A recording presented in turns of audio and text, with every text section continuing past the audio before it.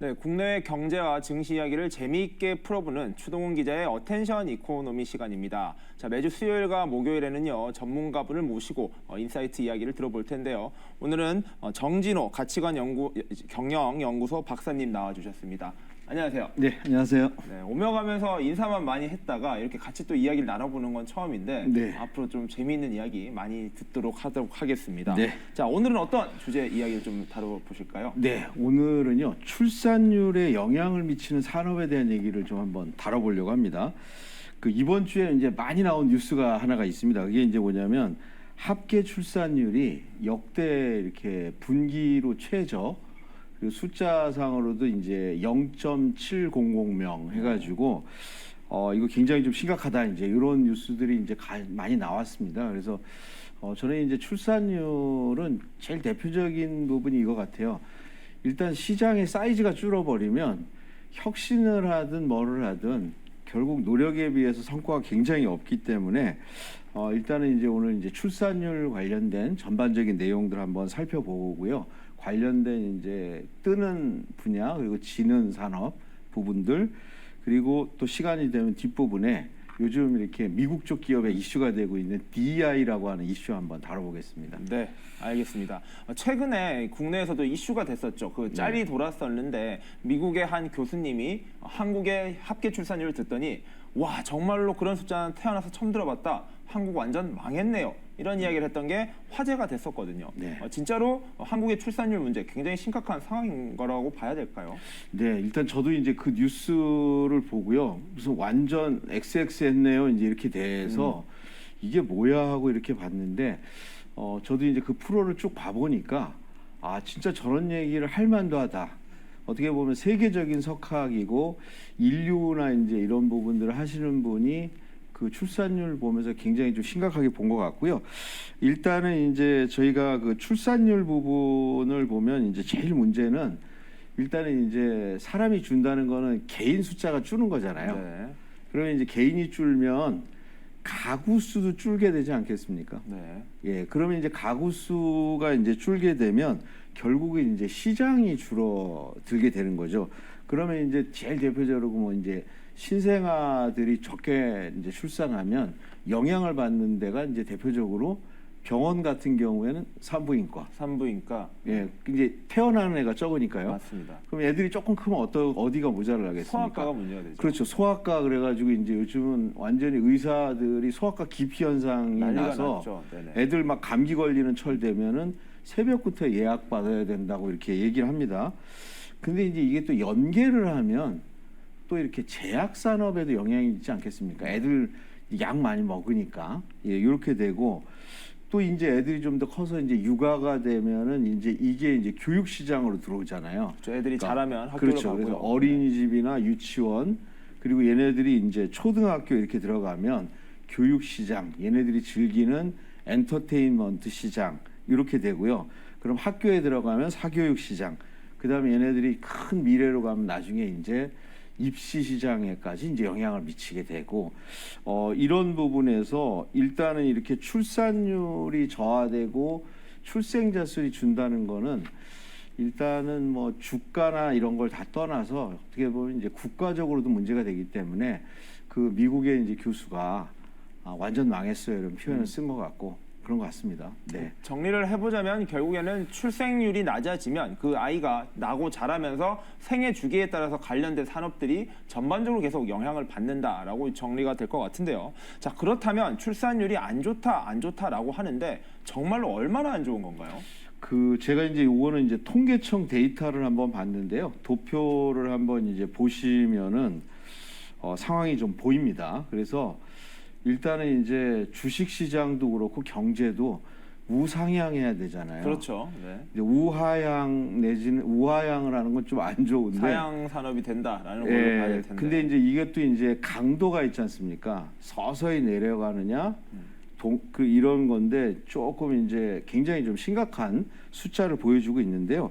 이게 사실은 이제 어제 오늘 얘기는 아닌데 우리나라는 이제 가장 이제 중요한 부분이 코로나19 기간을 기점으로 해서 30만 명 벽도 깨졌습니다. 그러니까 22년도에 이제 그 사망자가 32만 명이었거든요. 네. 근데 태어난 게 이제 30만 명 벽이 깨졌다는 거는 이제 인구가 이제 줄어버린다는 얘기가 되죠. 그렇죠. 그래서 이제 아까 이제 방송 전에도 우리 기자님하고 얘기했지만 2028년경에 우리나라 인구가 감소될 거다 했는데 8년이 땡겨졌다고 얘기를 하셨잖아요. 네. 그래서 그런 부분이 있는데요. 제가 이제 다른 데이터를 좀 봤어요. 그러니까 이전 데이터를 봤더니 59년부터 71년까지 매년 100만 명이 태어났습니다. 매년 100만 명이면 10년 동안 100만 명이 태어나면 계산이 쉽죠. 그렇죠. 1000만 명의 인구가 늘어난 거예요.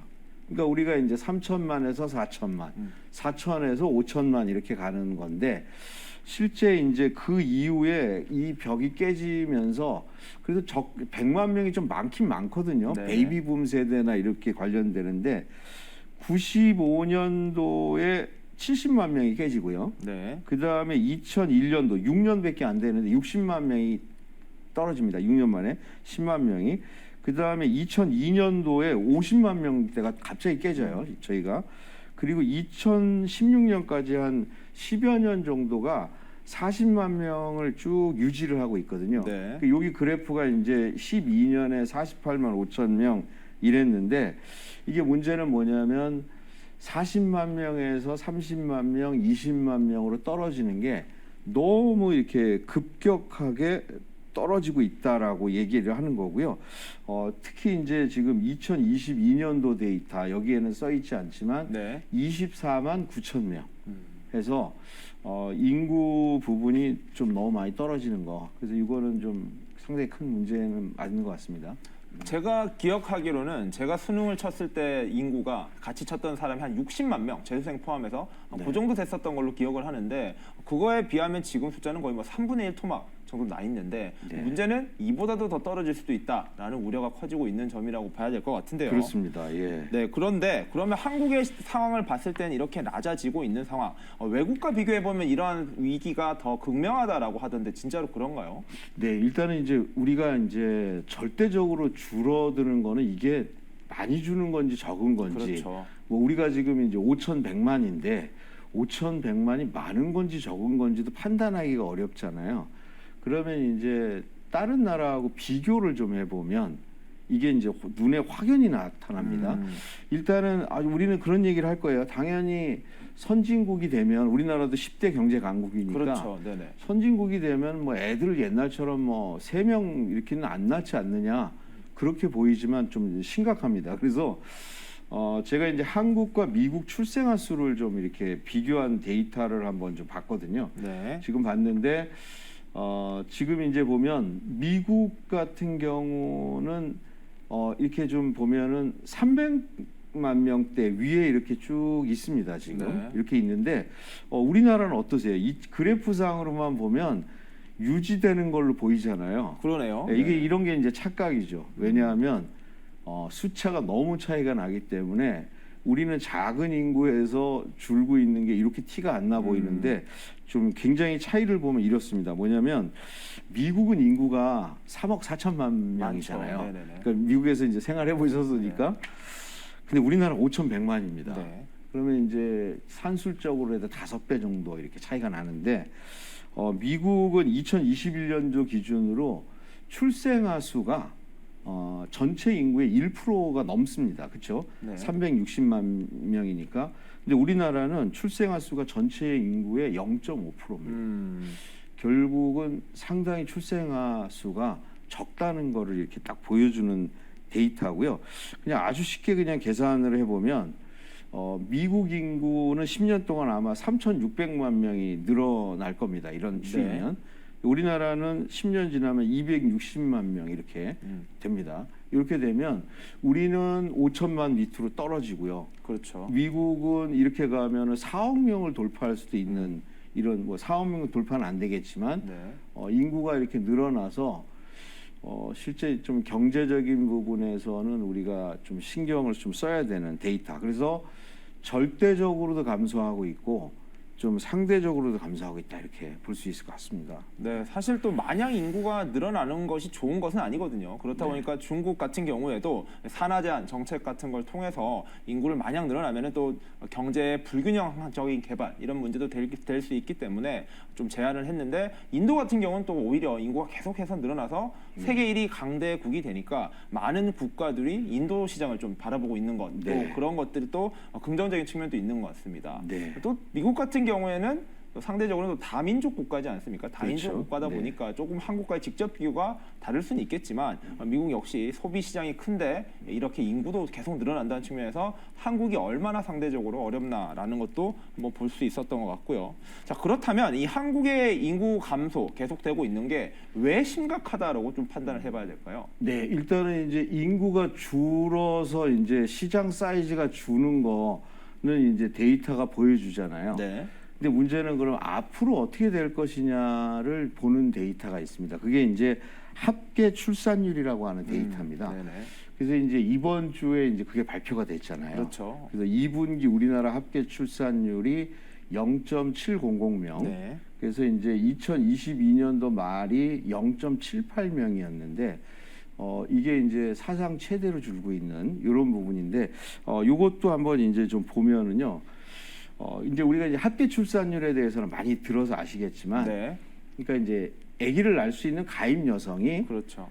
일단 평생 동안 몇 명 정도를 낳을 것이냐, 뭐 이렇게 보는 겁니다. 네. 그러면 이제 부부가 둘이니까 둘이서 이제 한 명만 낳을 수 있지 않습니까? 남자가 못 낳으니까 네. 한 명만 낳으니까 둘이서 둘을 낳으면 인구가 유지되는 거죠. 그렇죠. 그리고 둘이서 하나를 낳으면 일명을 낳으면 인구가 이제 반절로 감소하는 줄을 거죠. 수 있는 네. 거죠. 그래서 이제 보면 이 부분이 중요한데 우리가 지금 합계 출산율이 거의 세계 유일하게 한 명이 안 되는 나라입니다. 네, 꼴찌이기도 한데 네. 한 명이 안 되는 나라도 대한민국밖에 없다라고 하더라고요. 그렇습니다. 근데 이것도 이제 지금 그래프를 보시면은 나타나지만 급격하게 줄고 있다는 겁니다. 각도가 너무 이렇게 일시적으로 이렇게 가거나 유지되다가 또 내려가고 이렇게 서서히 내려가는 게 아니라 거의 낭떠러지를 떨어지다시피 이렇게 떨어지고 있는 부분이 좀 상당히 좀 이렇게 심각한 부분이라고 좀 할 수 있을 것 같고요. 지금 이제 OECD 같은 경우에 네. 이제 선진국들 클럽인데 여기 덜 낳겠죠, 당연히. 그렇죠. 여기가 지금 평균 합계 출산율이 1.59명이거든요. 그러니까 한국 지금보다 한 2배 높은 거네요. 평균이. 그렇습니다. 네. 네, 잘 사는 나라들이 지금 출산율이나 인구 감소가 걱정인데 그거의 절반 정도라고 하니까 요거는 조금 우리가 좀 심각하게 봐야 되는 부분일 것 같습니다. 네. 그러니까 또 0.7명이 2분기에 나왔는데 보통 네. 통상적으로 3분기나 4분기가 가면은 인구를 조금 사람이 덜 나온다 하더라고요. 네. 이게 아무래도 이 연초생을 더 선호하는 현상 때문인데 그런 식으로 가다 보면 올해 0.7명도 깨질 수 있다라는 우려 섞인 전망도 나오고 있는 상황이라고 보셔야 될 것 같습니다. 네. 자, 앞서 그 미국과의 비교를 좀 해주셨는데 과연 한국과 미국의 합계 출산율을 좀 비교해 보시면 또 어떤 데이터가 나왔다라고 하시던데요. 네네. 이것도 한번 좀 보여드리면요. 이렇게 나옵니다. 2012년도부터 이렇게 쭉 비교를 해보면 미국도 당연히 이제 합계 출산율 2는 이제 깨져 있습니다. 네. 깨져 있는데 그래도 이제 OECD 평균인 1.59명에 보다는 높아요. 그리고 급격하게 떨어지는 게 아니라 약간은 좀 그래도 계단식으로 좀 이렇게 내려가면서 완만한 느낌이 좀 완만하게 이렇게 좀 떨어지고 있는데 우리나라는 이제 지금 보면 합계 출산율이 이렇게 떨어져서 지금 이제 그 2022년 요 데이터는 지금 보니까 추정치에서 네. 데이터 틀렸는데 0.78명 이렇게 돼 있습니다. 그래서 실제 이제 요거는 좀 굉장히 좀 이렇게 많은 숫자고 우리나라가 이제 아까 보면은 제가 이제 59년부터 71년 사이에 네. 100만 명 태어났다고 그랬잖아요. 그렇죠. 네네. 그때 우리나라 합계 출산율이 거의 7, 8이었어요. 저희 뭐 할아버지, 할머니 세대 보면은 이제 형제들, 자식들이 7명 이렇게들 있었던 게 네. 이상한 게 아닌 정도였잖아요. 그렇죠. 그래서 저도 저희 아버님이 6형제. 그러니까요. 예, 그리고 저희 어머님은 거의 7. 그러니까 저희도 뭐 비슷합니다. 이렇게 돼서 사실은 이제 그런 부분이 있어서 이제 뭐 둘만 낳아 잘 기르자 뭐 이런 맞습니다. 것도 나오고 그래서 그걸 억제하려고 우리나라가 되게 노력을 좀 그랬었던 했잖아요. 때가 있었죠. 네. 그랬는데 이제 문제는 이제 억제를 하던 부분이 문제가 아니라 이제는 이제 기본적으로 좀 굉장히 어려워진 부분인데 이번 주에 나온 데이터가 좀 있잖아요. 네. 그게 이제 뭐냐면 2030 세대들 이제 여기가 이제 가임 이쪽이니까 그렇죠. 이들에게 앞으로 저기 이렇게 결혼에 대해서 어떻게 생각하냐. 이 절반 가까이가 할 필요를 못 느끼겠다. 그다음에 애를 낳는 건 어떠냐 이렇게 얘기했더니 반절 정도가 왜 낳을 필요성을 느끼지 못한다. 결국은 이제 뭐냐면 사람들의 정서적인, 경제적인, 심리적인 부분이 결혼할 필요도 없어, 애를 낳을 필요도 없어. 그럼 이게 연결되는 게 결혼 숫자로 나타나잖아요. 맞습니다. 기자님 잘 아실 테니까 네네. 10만 명이라고 그랬나요? 지금? 네, 맞습니다. 이번에 네. 발표된 같이 발표됐더라고요. 이 출산율과 함께 음. 혼인율도 발표가 됐는데 23년도 올해 상반기에 10만 건 정도가 나왔는데 이게 역대 세 번째로 적은 숫자라고 하는데 네. 그 앞에 1, 2와 2위가 바로 코로나 시국 21년도와 22년도에 있었던 9만 건대였습니다. 그러니까 네. 코로나를 제외하면 혼인 건수도 지금 역대 최저다라고 통계가 나왔더라고요. 네. 그래서 우리가 이제 뭐 선행 지표 얘기를 하는데 심리적인 요인, 그 다음에 실제 결혼, 그 다음에 너무 이렇게 보면은 장애가 너무 많은 거죠. 그래서 결국은 이거는 이제 뭐냐면 그 어떤 젊은 층이 애를 낳기 싫어한다 이런 측면의 문제로는 아무 좀 도움이 좀 안 될 것 같고 좀 고민이 많이 필요한 부분인 것 같습니다. 네, 맞는 말씀이신 것 같습니다. 이 결국에는 출생률이 높아지려면은 혼인을 많이 해야 되고요. 결혼을 하려면은 뭐 집 문제라든지 이런 네. 것들을 할 수 있는 기본적인 경제 여건이 개선되지 못한다면 이런 것이 어렵다라는 것. 정부도 지금 잘 인지를 하고 있어서 지금 계속 쏟아지고 있는 게 이제 저출산 대책 그리고 네. 혼인 부양 대책 같은 것들이 나오고 있다라는 것도 연관성이 있어 보인다라고 보시면 될 것 같은데요. 자, 출생률이 얼마나 어려운지 나쁜지에 대해서는 좀 살펴봤고, 자 그렇다면 이 출산율 감소로 영향을 받는 산업 어떤 것이 있느냐? 아까 간단하게 말씀 주셨는데요. 한번 좀 구체적으로 좀 이야기를 해볼까요? 예, 저는 이제 가장 영향을 받는 거는 사교육 시장이 될 것 같습니다. 이제 사교육 시장. 그러니까 사교육 시장은 이제 우리나라의 높은 교육열 때문에 유치원부터 이제 애들이 이제 사교육에 뭐 이렇게 내몰린다 이런 얘기까지 하잖아요. 그러니까 초등학교 저학년, 네. 중학교, 그 다음에 이제 뭐 고등학교는 이제 입시 시장에 이렇게 결합이 되기 때문에 이렇게 되는데 지금 중요한 거는 뭐냐면 2020년에 이제 20만 명대로 이렇게 내려갔단 말입니다. 근데 그렇죠. 불과 10년 전만 해더라도 그 인구가 이제 46만 명 이러다가 이게 20만 명 거의 반토막 정도 났으면 네. 우리나라에 있는 사교육 시장에 있는 회사들 중에 10년 안 된 회사들이 거의 없잖아요. 그렇죠. 훨씬 넘었겠죠. 네. 10년 전에 사업을 할 때하고 지금부터 앞으로 10년 후를 또 이렇게 내다 보면 거의 반토막 난 시장에서 경쟁을 해야 되는 이런 부분이 돼서 아마도 좀 보면 굉장히 힘듭니다. 거기다가 이제 우리나라는 어떤 부분이냐면 학원비나 이런 거를 정부가 규제를 합니다. 그래서 아주 고퀄리티에 아주 고급스러우면 뭐 학원비를 갖다가 뭐 200만 원, 300만 원 못 받게 돼 있거든요. 네네. 특히 이렇게 학교 관련된 부분 이런 면에서 이제 시장이 조금 상당히 좀 어려울 가능성이 좀 있는 것 같아요. 네. 그래서 제가 이제 이게 이렇게 주가 그래프를 여기 가져오진 않았는데 봤더니 우리나라의 상장 사교육 회사가 이제 4대 회사가 있습니다. 메가스터디 1등, 네, 그거 2등이 큰데요. 대교, 3등이 웅진 시크빅, 그다음에 4등이 이제 YBM넷 이렇게 있는데요. 일단은 이제 지금 이 웅진 시크빅하고 이 YBM넷 같은 경우는 역사가 오래됐는데 거의 차트가 우하향이 급격하게 내려가서 밑으로 이렇게 가고 있어요. 근데 이제 그 메가스터디는 1등인데 여기는 그렇지는 않거든요. 계속 이렇게 상승하고 있는데 메가스터디는 사실 이제 교육보다도 네. IT나 이런 거가 결합돼 있는 쪽이어서 동일하게 볼 수는 없는 것 같고요. 그러다 보니까 이제 지금 이제 사교육 쪽에 있는 상장사들이 어떤 노력을 하고 있냐면요. 시장을 늘려야 되겠다. 예, 그래서 이제 보면 요즘 뭐 청담어학원 뭐 이런 네. 학원들 있잖아요. 중국이라든가 동남아 진출이 굉장히 활발하게 일어나고 있습니다. 아직은 뭐 큰 성과가 없지만 일단은 뭐냐면 시장이 줄어들으니까 그렇죠. 시장을 벗어나려고 하는 거고, 그 다음에는 이제 메타버스나 AI 뭐 이런 식을 통해서 이제 상담해주고 진단해주는 이런 것까지도 하고 있어요. 그래서 이제 이쪽 시장으로 진출해서 개척을 하려고 그러거든요. 중요한 건. 네, 그런데 이제 중요한 건 뭐냐면 이게 지금 시작하는 시장이어서 그렇습니다. 이게 이제 수익으로 나가려면 앞으로 뭐 짧게는 5년, 길면은 10년 가까이도 걸릴 수가 있는 거죠. 그러면 그 사이에는 어떻게 되냐? 이 줄어들고 있는 국내 시장에서 치열하게 싸워가지고 일단은 여기서 자기들이 그 퇴출되지 않아야 되고, 그 다음에 기본적으로 마켓 셰어를 계속 늘리려고 노력할 거거든요. 그럼 결국은 이 시장에서 경쟁들이 거의 치킨 게임식으로 좀 벌어지지 않겠나.